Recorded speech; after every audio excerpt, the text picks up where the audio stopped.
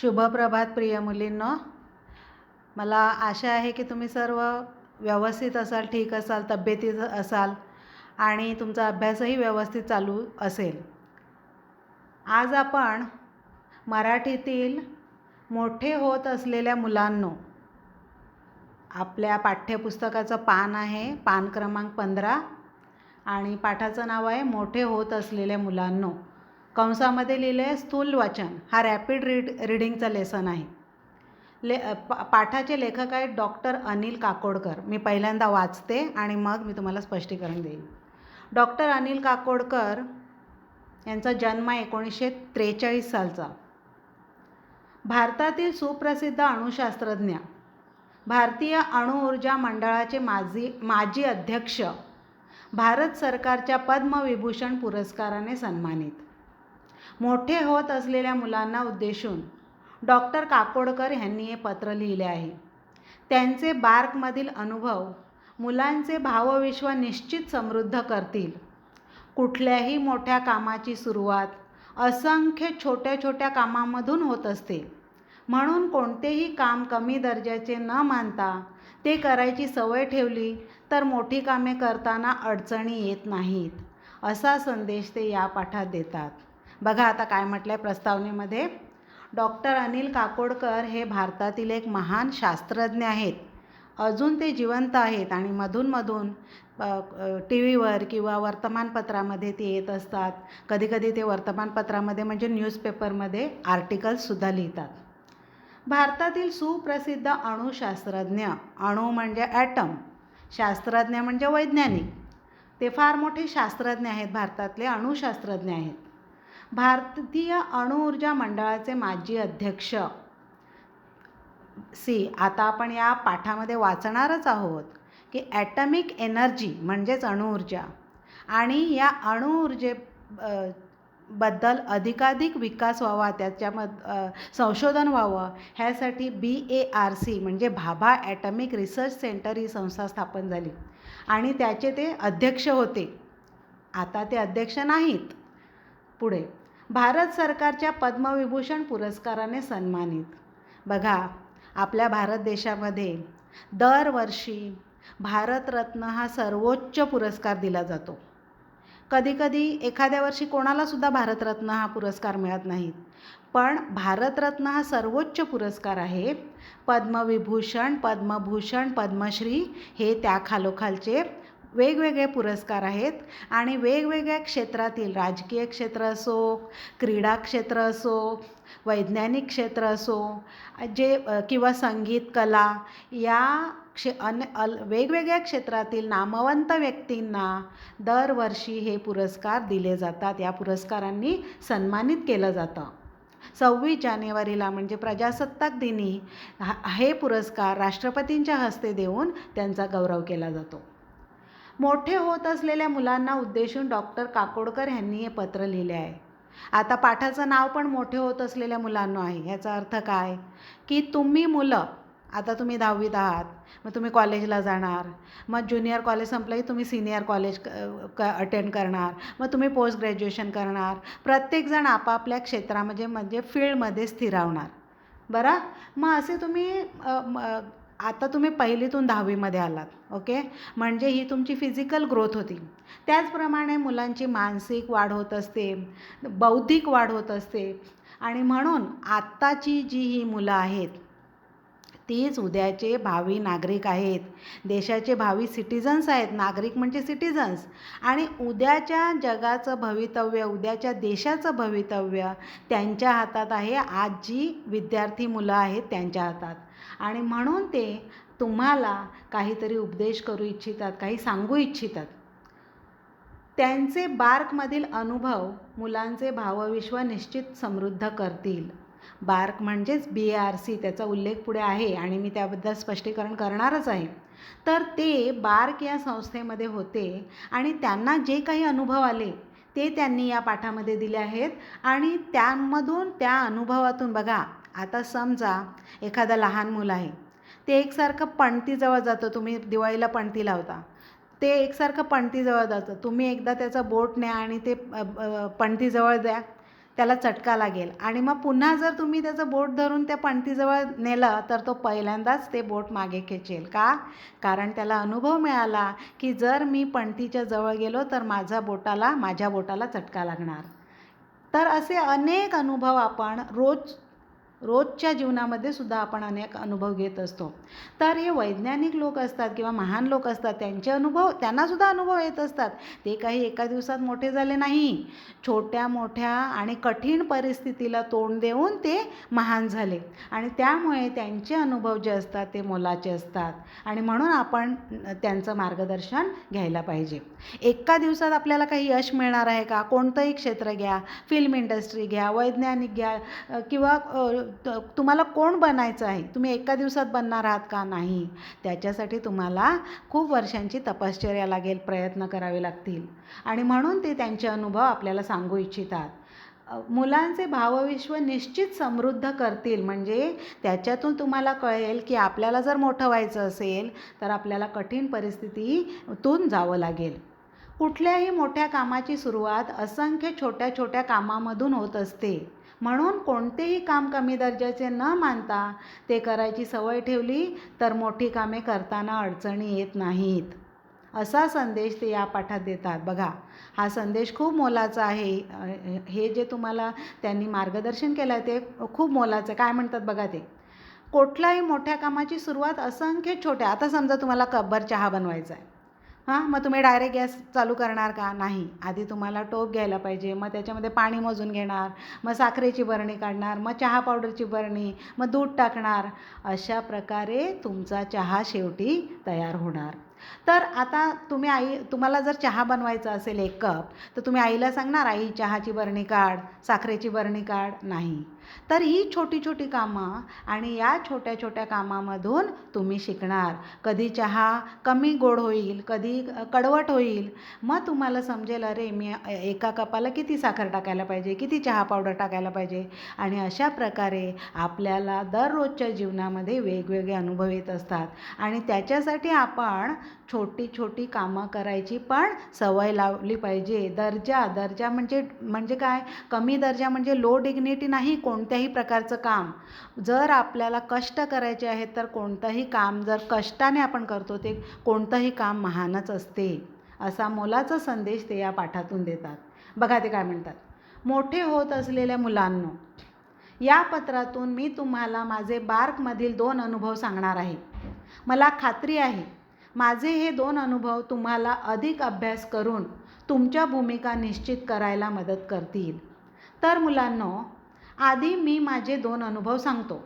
हे दोनही अनुभव मी कॉलेज संपवून बार्कमध्ये ट्रेनिंग स्कूलला गेलो तेव्हाचे आहेत. अरे हो, बार्क म्हणजे काय असा प्रश्न तुम्हाला पडला असेल. सांगतो. बार्क हे भाभा ॲटॉमिक रिसर्च सेंटर म्हणजेच भाभा अणु संशोधन केंद्र या नावाचे लघुरूप आहे. होमी भाभा यांनी भारतातील अणु संशोधनाचा पाया घातला म्हणून त्यांचे नाव या संस्थेला दिले आहे. तर बार्क ही संस्था आता प्रचंड मोठी आहे. पण मी तिथे ट्रेनिंग स्कूलला गेलो तेव्हा ती संस्था सुरू होऊन जेमतेम 7 वर्षे झाली होती. आम्ही जवळपास 100 मुले-मुली होतो. मी ट्रेनिंग स्कूलला असताना होमी भाभा 3-4 वेळा आले होते. प्रचंड स्फूर्तिदायक व्यक्तिमत्व होतं ते. एकदा आम्ही त्यांना विचारलं, आम्ही इतकी मुलं-मुली आहोत, पण सर्वांना पुरेल इतकं काम कुठे आहे? ते म्हणाले, तुम्ही त्याची काळजी का करता? तुम्ही सर्वजण संशोधन करत राहा. त्यासाठी सरकारला खर्च किती येतो याचा आत्ता विचार करू नका. मात्र एक काम करा, तुम्ही स्वतःचं काम निर्माण करा. आपण काय काम करायचं ते तुम्ही स्वतःच ठरवा.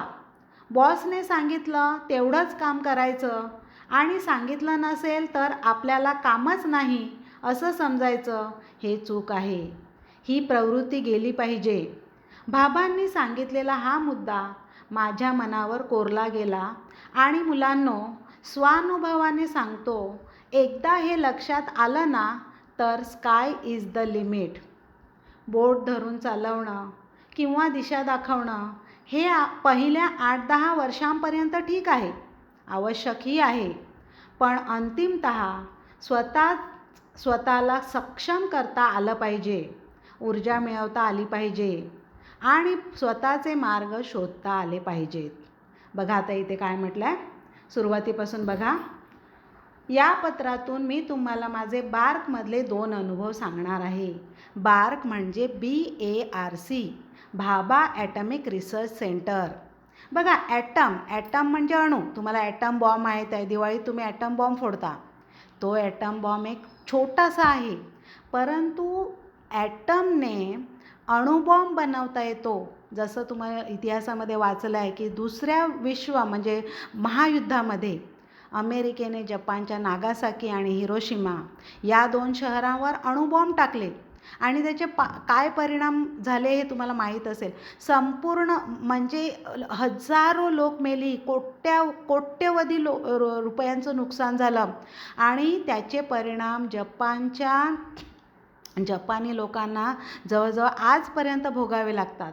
आणि असे ॲटमचा उपयोग, अणूचा उपयोग अणुबॉम्ब बनवण्यासाठी होतो. परंतु मुलींनो, फक्त अणूचा उपयोग बॉम्ब बनवण्यासाठी होतो असं नाही. आज विज्ञानामध्ये जी प्रगती झाली आहे, उदाहरणार्थ एखाद्या कॅन्सरच्या पेशंटला जी किमोथेरपी दिली जाते, रेडिओथेरपी दिली जाते किंवा डॉक्टर आपल्याला कधीकधी MRI काढायला सांगतात. तुम्ही MRIची मशीन कदाचित बघितली असेल आणि त्यामध्ये आपल्या शरीरातील सूक्ष्मच्या सूक्ष्म ज्या वेन्स वगैरे आहेत त्यांचा अभ्यास करता येतो, स्पष्ट चित्र दिसतं. त्याचप्रमाणे काही कॅन्सरची औषधं आहेत, टॅब्लेट्स आहेत, गोळ्या, आणि त्याच्यामध्ये सुद्धा अणूचा उपयोग होतो. तर डॉक्टर होमी जहांगीर भाभा हे आपल्या मुंबईमधील एका पारशी कुटुंबात जन्माला आले होते. पुढे दिलं आहे बघा, त्यांनी अणु संशोधनाचा पाया घातला. म्हणजे काय, अणु संशोधनमध्ये त्यांची मास्टरी होती. त्यांनी याबद्दल खूप संशोधन केलं, परंतु त्यासाठी त्यांना अनेकदा विदेशात सुद्धा कॉन्फरन्स म्हणजे परिषद वगैरे भरवण्यासाठी जावं लागत असे, चर्चेत सहभागी होण्यासाठी जावं लागत असे. आणि त्यांच्या जीवनाविषयी सांगायचं तर एकदा असेच ते विमान प्रवास करत असताना माउंट ब्लांक आल्प्स पर्वतराजीमध्ये माउंट ब्लांक या पर्वत शिखराला त्यांच्या विमानाचा अपघात झाला, टक्कर झाली आणि त्यामध्ये ते मृत्यू पावले. आणि त्यामुळे आपल्या देशाची अपरिमित म्हणजे खूप हानी झाली. कारण जर भाभा आणखी काही वर्षांसाठी आपल्याला हवे होते आणि ते जर जिवंत राहिले असते तर भारताने अणु संशोधनामध्ये म्हणजे ॲटॉमिक एनर्जी ह्या क्षेत्रामध्ये खूप प्रगती केली असती. परंतु आपलं दुर्दैव की डॉक्टर भाभा यांचा मृत्यू लवकर झाला आणि ते विमान अपघातामध्ये मरण पावले. तर त्यांच्याच नावे भाभा, इट इज नॉट बाबा, it is Bhabha atomic research centre नवी मुंबईमधील ट्रॉम्बे येथे त्याचं एक सेंटर आहे, भाभा ॲटॉमिक रिसर्च सेंटर. आणि इथे रिसर्च केले जातात, संशोधन केलं जातं, शास्त्रज्ञ इथे संशोधन करत असतात. तर बघा आता, तर बार्कमधील अनुभव त्यांनी सांगितला आहे, लेखक अनिल काकोडकर यांनी. ते काय म्हणतात बघा, की आधी मी माझे 2 अनुभव सांगतो. जेव्हा ते कॉलेज संपून म्हणजे त्यांचं इंजिनिअरिंग वगैरे संपून बार्कमध्ये ट्रेनिंग स्कूलला गेले. म्हणजे काय की आता अप्रेंटिस त्याला म्हणतात. अप्रेंटिसशिप म्हणजे काय की जे नवीन इंजिनियर्स झालेले आहेत किंवा ज्यांनी आपलं शिक्षण आत्ताच पूर्ण केलं आहे त्यांना अप्रेंटिसशिप दिली जाते. म्हणजे त्यांना शिक्षण दिलं जातं. 1 वर्ष, 2 वर्ष, 6 महिने असं प्रत्येक ठिकाणी वेगवेगळा पिरियड असतो आणि त्या पिरियडमध्ये त्यांना ट्रेनिंग दिली जाते. तर बार्कविषयी मी आत्ताच तुम्हाला सांगितलं. भाभा अणु संशोधन केंद्र, भाभा ॲटॉमिक रिसर्च सेंटर, संशोधन म्हणजे रिसर्च, ओके, सेंटर, ओके, ह्या नावाचं लघुरूप म्हणजेच ॲब्रिवेशन ज्याला इंग्रजी म्हणतात BARC, ओके. तर डॉक्टर होमी भाभा यांनी भारतातील अणु संशोधनाचा पाया घातला. पाया मीन्स फाउंडेशन.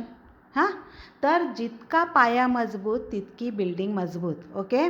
तर आता अणु संशोधनाचा पाया घातला म्हणजे काय, ॲटॉमिक एनर्जी ह्या विषयाची सुरुवात डॉक्टर भाभा यांनी केली आणि त्यामध्ये त्यांनी खूप संशोधन केलं आणि म्हणूनच त्यांची आठवण म्हणून त्यांचं नाव या संस्थेला दिलं आहे. तर बार्क ही संस्था आता प्रचंड मोठी आहे आता त्याची वेगवेगळी सेंटर्स आहेत. पूर्वी जेव्हा लेखक होते तेव्हा ही संस्था नवीन होती. ती संस्था छोट्या लेवलमध्ये सुरू झाली होती. मी ट्रेनिंग स्कूलला असताना होमी भाभा 3-4 वेळा आले होते.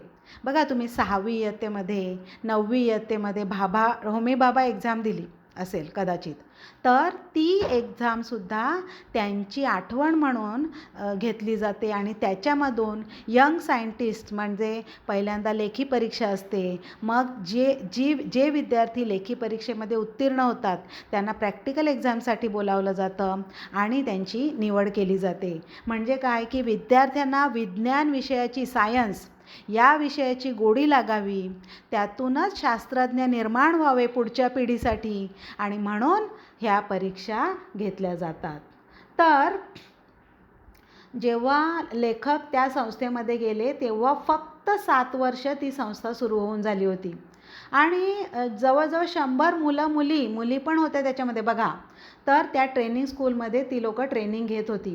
तेव्हा डॉक्टर भाभा तिकडे प्रत्यक्ष 3-4 वेळा आले. म्हणजेच लेखकांना डॉक्टर भाभा यांच्या संपर्कामध्ये राहायचा अनुभव मिळाला. प्रचंड स्फूर्तिदायक व्यक्तिमत्व होतं ते. म्हणजे काय, व्यक्तिमत्व मीन्स पर्सनॅलिटी.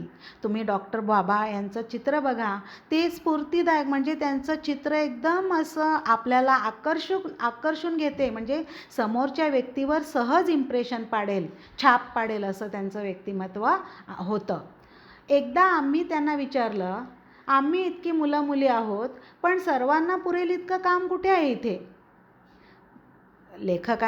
लेखक नवीन होते तिकडे आणि त्यांना प्रश्न विचारला.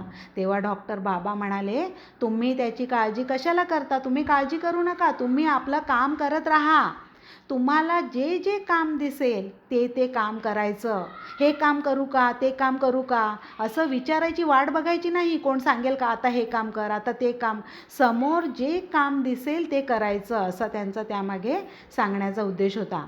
त्यासाठी सरकारला खर्च किती येतो याचा आत्ता विचार करू नका. मात्र एक करा, तुम्ही स्वतःचं काम निर्माण करा. म्हणजे काय, तुम्हाला जे काम दिलं, काम झालं, आता बसले, आराम केला, असं नाही. तुम्ही नवीन काम तिकडे शोधा आणि सतत कार्यरत राहा, काम करत राहा. आपण काय काम करायचं ते तुम्ही स्वतःच ठरवा. आता हे संपलं. तुमची आई कशी, जेव्हा स्वयंपाकघरात किंवा तुम्ही आई स्वयंपाकघरात असताना आता काय करायचं, नंतर काय करायचं ते ती ठरवते, बरोबर? सकाळला नाश्त्याला काय करायचं, दुपारी जेवायला काय करायचं हे ती ठरवते. त्याप्रमाणे तुम्ही जेव्हा अभ्यास करायला बसता तेव्हा आता एका विषयाचा अभ्यास केला, मग यानंतर कोणता विषय करायचा, नंतर कोणता विषय करायचा, असं तुम्ही मनातल्या मनात ठरवत असता. त्याप्रमाणेच डॉक्टर भाभा यांनी सांगितलं की तुम्ही पण स्वतःचं काम ठरवा. बॉसने सांगितलं तेवढंच काम करायचं आणि सांगितलं नसेल तर आपल्याला कामच नाही असं समजायचं, हे चूक आहे. मी आत्ता तुम्हाला म्हटलं की तुम्हाला जे काम दिलं, काम झालं, बसलेत, असं नाही. तुम्ही सतत कोणतं ना कोणतं काम शोधा, तिकडे कोणतं काम आहे ते बघा आणि तुम्ही करत राहा. ही प्रवृत्ती तुम्ही ठेवली पाहिजे. फक्त दिलंय तेवढंच काम करायचं आणि बाकीचं करायचं नाही, हे चुकीचं आहे. भाभांनी सांगितलेला हा मुद्दा माझ्या मनावर कोरला गेला. लेखक म्हणतात की त्यांनी जे सांगितलं ते लेखकांना पटलं, कोरला गेला. म्हणजे त्यांनी ठरवलं की यापुढे मी काय काम करायचं ते अजिबात विचारणार नाही आणि सतत कार्यरत राहणार, काम करत राहणार. स्वानुभवाने सांगतो, एकदा हे लक्षात आलं ना तर स्काय इज द लिमिट.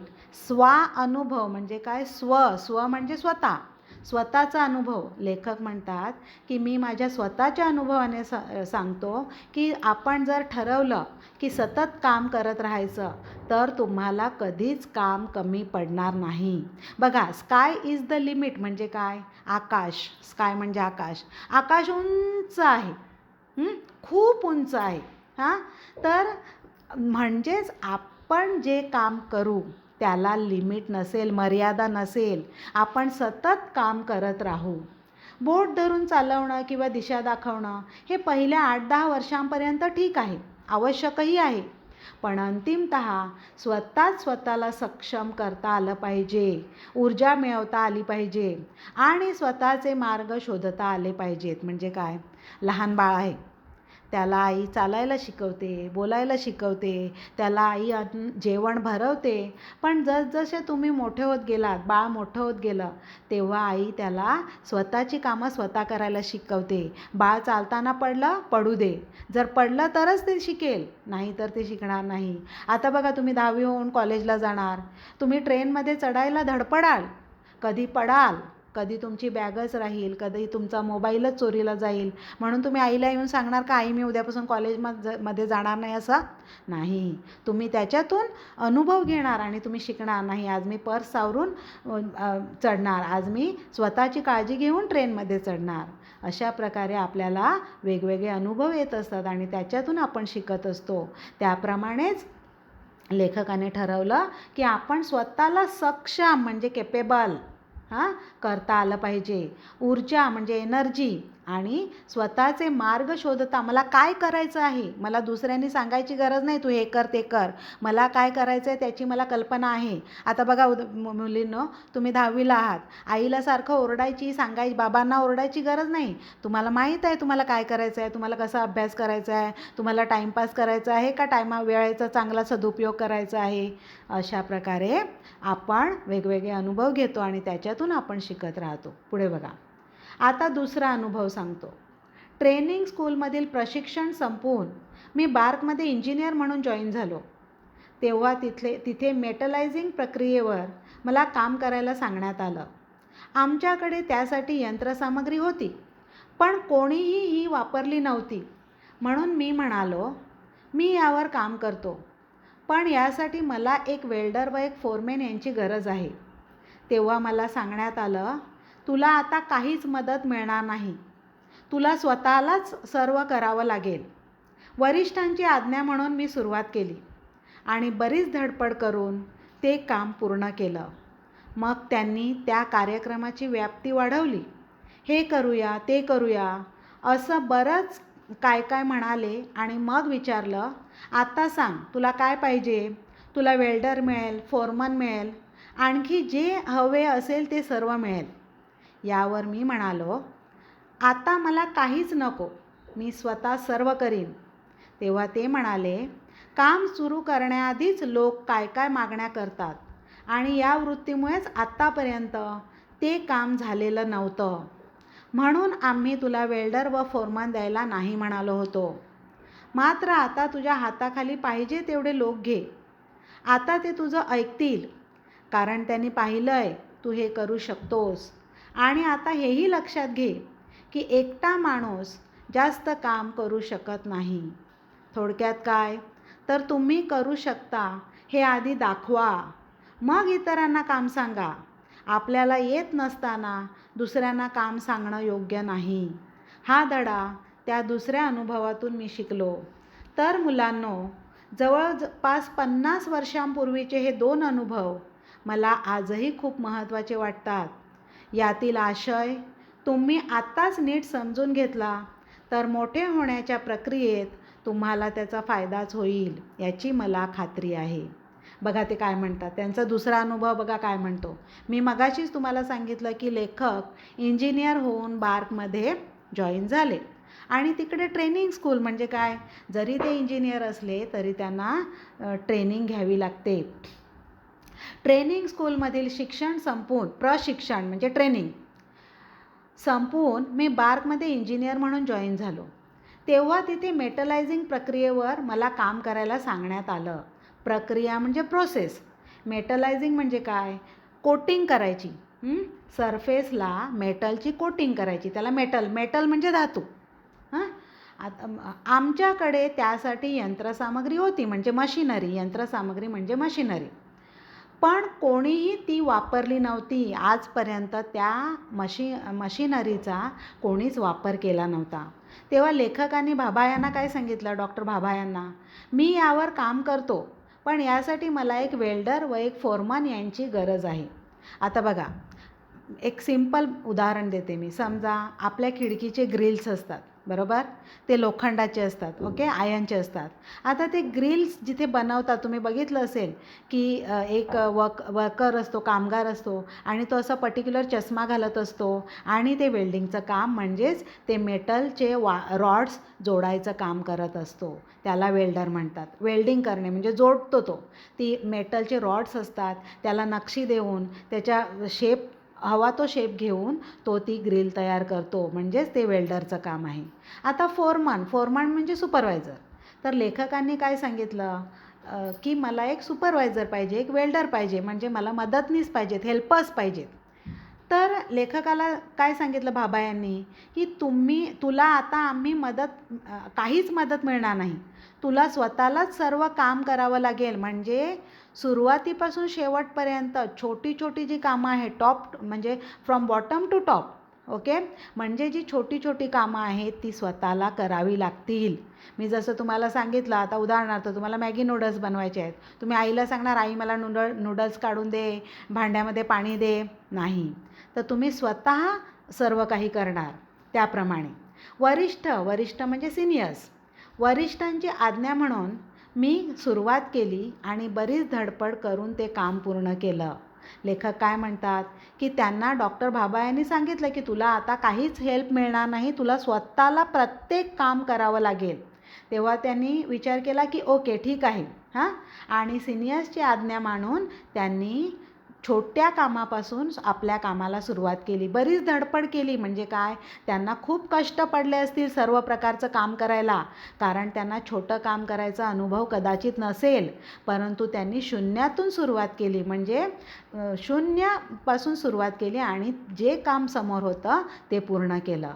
मग त्यांनी त्या कार्यक्रमाची व्याप्ती वाढवली. म्हणजे काय, ती जी प्रोसेस होती, ते जे काम होतं त्याची मर्यादा, व्याप्ती म्हणजे मर्यादा, लिमिट, की अजून ते काम करायला लागले. बघा, हे करूया, ते करूया, असं बरंच काय काय म्हणाले. आणि मग विचारलं, बघा, म्हणजे आता त्यांना उत्साह आला की मी हे करू शकतो. बघा, तुम्ही जर एकदा चहा केला आणि तुमचा चहा खूप छान झाला तर तुम्हाला आता आत्मविश्वास निर्माण होतो की हां, मी चहा करू शकते.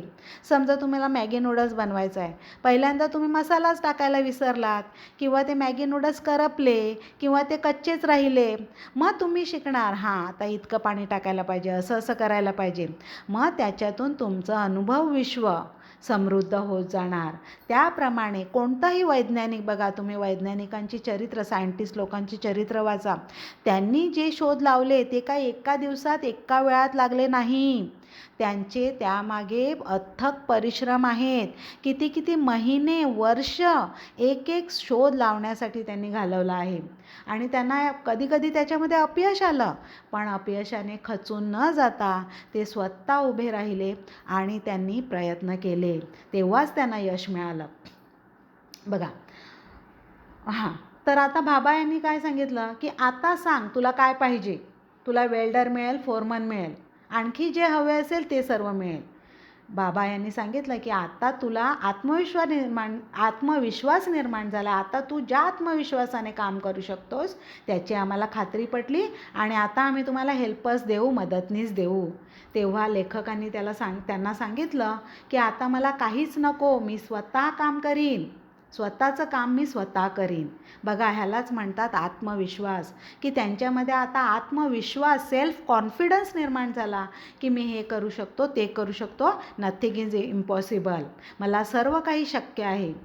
काम सुरू करण्याआधीच लोक काय काय मागण्या करतात आणि या वृत्तीमुळे आत्तापर्यंत हे काम झालेलं नव्हतं, म्हणून आम्ही तुला वेल्डर व फोरमन द्यायला नाही म्हणालो होतो.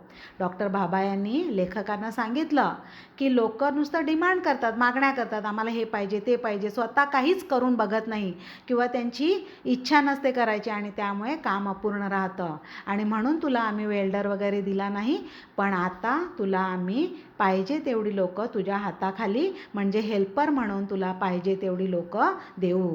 आता ते तुझं ऐकतील, कारण त्यांनी पाहिलं आहे तू हे करू शकतोस. आणि हां, बघा, म्हणजे काय की जर का आम्ही तुला आधीच हेल्पर्स दिले असते तर त्यांनी कदाचित तुझं ऐकलं नसतं, कारण तुला ह्या कामाचा अनुभव नाही, काय करायचं आहे हे नक्की तुला माहीत नाही. पण आता तुला माहीत आहे की काय करायचं आहे आणि त्यामुळे तू हेल्पर्सनासुद्धा आत्मविश्वासाने सांगू शकतोस की आता हे कर, आता ते कर, आणि म्हणून ते तुझं ऐकतील, असं डॉक्टर भाभा यांनी लेखकांना सांगितलं. आता हेही लक्षात घे की एकटा माणूस जास्त काम करू शकत नाही. म्हणजे काय की जर कामाची व्याप्ती म्हणजे लिमिट, मर्यादा मोठी असेल तर त्याला हेल्परची, मदतनीसची गरज आहे. थोडक्यात काय तर तुम्ही करू शकता हे आधी दाखवा, मग इतरांना काम सांगा. बघा मी काय करू शकते, माझ्यामध्ये आत्मविश्वास आहे, मी खचून जाणार नाही, मी धडपडत राहणार. समजा आता एखादी मॅथ्सची सम आहे, तुम्हाला टीचरने समजावली, तुम्ही स्वतः प्रयत्न करून बघता, तुम्हाला एकदा उत्तर जमत नाही, दोनदा जमत नाही, तुम्ही वेळोवेळी जर प्रयत्न केलेत तर नक्कीच तुम्हाला ती सम चांगल्या प्रकारे सोडवता येईल. कोणत्याही प्रकारच्या कामाचं सुद्धा तसंच आहे बरं. ते छोटं काम असो वा मोठं काम असो, आपण जर त्या कामाची परत परत सवय केली, प्रॅक्टिस केली तरच आपल्याला ते काम सोपं जाणार. आपल्याला येत नसताना दुसऱ्यांना काम सांगणं योग्य नाही. म्हणजे काय, तू हे कर, तू ते कर, असं नुसतं ऑर्डर सोडण्यामध्ये मजा नाही. स्वतः आपण जर काम केलं तर आपल्याला त्याच्यातून अनुभव मिळतो आणि त्या अनुभवाद्वारे आपण दुसऱ्यांना पण खात्रीपूर्वक तू हे काम असं करावं, ते काम तसं करावं हे सांगू शकतो. हा धडा त्या दुसऱ्या अनुभवातून मी शिकलो. लेखकांना डॉक्टर होमी भाभा यांच्याकडून जो दुसरा अनुभव मिळाला त्याच्यातून लेखकाला समजलं की मी काय करू शकतो आणि मी दुसऱ्यांना काय काम सांगू शकतो, दुसऱ्यांकडून मी काय काम करवून घेऊ शकतो.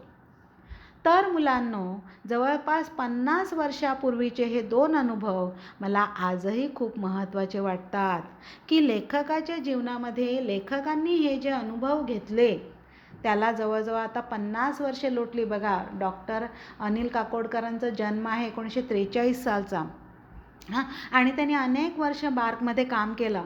तर ते म्हणतात की मला ते आजही खूप महत्त्वाचे वाटतात. का महत्त्वाचे वाटतात? कारण छोट्या मोठ्या कामातून लेखकांना खूप काही शिकायला मिळालं. ते आपल्या देशासाठी खूप काही करू शकले. त्या संस्थेमध्ये ते स्वतः काम करू शकले आणि आपल्या जे सहकारी म्हणजे त्यांचे जे दुसरे नवीन किंवा सिनियर, त्यानंतर ज्युनियर जे वैज्ञानिक तिकडे आले त्यांना ते काम दाखवू शकले, ते काम त्यांच्याकडून करवून घेऊ शकले. यातील आशय तुम्ही आताच नीट समजून घेतला तर मोठे होण्याच्या प्रक्रियेत तुम्हाला त्याचा फायदाच होईल. आशय म्हणजे मॅटर, म्हणजे लेखकांना काय सांगायचं आहे ते, की त्यांना हेच सांगायचं आहे की प्रत्येक मोठ्या कामाची सुरुवात ही छोट्या कामातून होत असते. तर यातील आशय तुम्ही आत्ताच नीट समजून घेतला तर मोठ्या होण्याच्या प्रक्रियेत तुम्हाला त्याचा फायदाच होईल. मला एक उदाहरण द्यायला आवडेल. आता समजा तुम्ही उद्या तुमचं शिक्षण पूर्ण करून एखाद्या संस्थेमध्ये नोकरी पकडली. बरं, आता तिथे तुम्हाला पहिल्याच दिवशी मोठं काम मिळेल का? कारण तुम्हाला तिकडे कामाची काय पद्धती आहे ह्याचा अनुभव नाही. त्यामुळे तुम्हाला तिथे छोटं काम, भले छोटं फायलिंगचं काम देण्यात येईल किंवा काही पेपर्स रजिस्टर करायचं काम देण्यात येईल. मग तुम्ही सांगणार का नाही, माझं हे काम नाही, मी तर इतकी शिकले, मला हे काम जमणार नाही, मी हे काम करणार नाही, असं तुम्ही सांगणार का? नाही. तुम्ही त्याच्यातून शिकून घेणार आणि मग तुमच्या कामाची मर्यादा, लिमिट्स वाढत जाणार. तर अशा प्रकारे लेखकांनी ह्याच्यातून आपल्याला लेखक सांगू इच्छितात की उद्याच्या देशाचे तुम्ही नागरिक आहात तेव्हा तुम्ही छोटं काम वाट्याला आलं म्हणून निराश होऊ नका, दुःखी होऊ नका, कारण प्रत्येक मोठ्या कामाची सुरुवात ही छोट्या कामामधूनच होत असते. धन्यवाद. आता बघा, ह्या रॅपिड रीडिंगवर पॅरेग्राफ नसतील परीक्षेमध्ये. रॅपिड रीडिंगचा प्रश्न हा स्वतंत्र असतो, इंडिव्हिज्युअल असतो, वेगळा असतो आणि पाठाखाली कृतीमध्ये जे प्रश्न दिले आहेत तेच तुम्हाला तयार करायचे आहेत आणि तेच प्रश्न, त्याच्यापैकीच प्रश्न विचारले जातील परीक्षेमध्ये. तर आता पान 16वर जे कृतीमध्ये प्रश्न दिलेले आहेत ते तुम्ही सोडवा, आपल्या वहीमध्ये त्याची उत्तरं लिहा.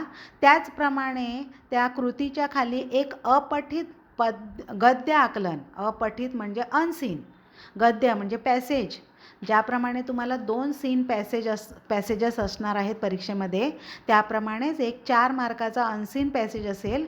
तो पॅसेज वाचून तुम्हाला त्याच्यात खाली दिलेल्या कृती सोडवायच्या आहेत. तर हा पॅसेज तुम्ही वाचा आणि त्याच्यातील प्रश्नांची उत्तरं त्या पॅसेजमधून शोधून आपल्या वहीमध्ये लिहून काढा. धन्यवाद.